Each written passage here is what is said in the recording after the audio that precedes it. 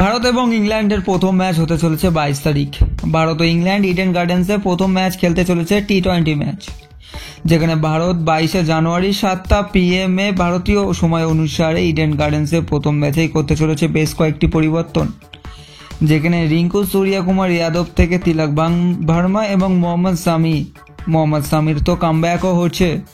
যেখানে আপনাদেরকে জানাই ভারতীয় দলের প্রথম যে পরিবর্তন সেটা হচ্ছে, আপনারা কোহলি বা কাউকে না দেখতে পেলেও এখানে কিন্তু নীতিশ কুমার রেড্ডিকে আগে দেখতে পাবে এবং সঞ্জু স্যামসন কিন্তু আবারও ওপেনিং করতে দেখতে পাবেন।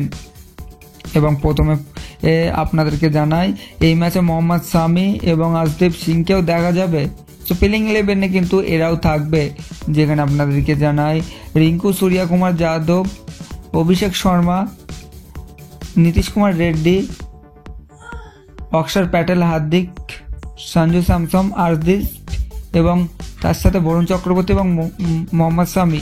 ঠিক এমনটাই প্রথম একাদশ হতে চলেছে ভারতীয় দলের, যেখানে ভারতীয় দলের একাধিক পরিবর্তন বলতে মোহাম্মদ শামিকে এসে কামব্যাক করাবে এবং সেইভাবে 2-3টেই পরিবর্তন করাবে প্রথম ম্যাচে এবং 5টা টি-20 ম্যাচের শুরুটা ভালো হওয়া উচিত। যদিও বা এই ম্যাচে যদি গৌতম গম্ভীর কিছু পরিবর্তন করে তাহলে আরও বেশ ভালোই হয়, তার কারণ 5টা ম্যাচের মধ্যে আশিস রানাকে অবশ্যই সুযোগ দেওয়া দরকার।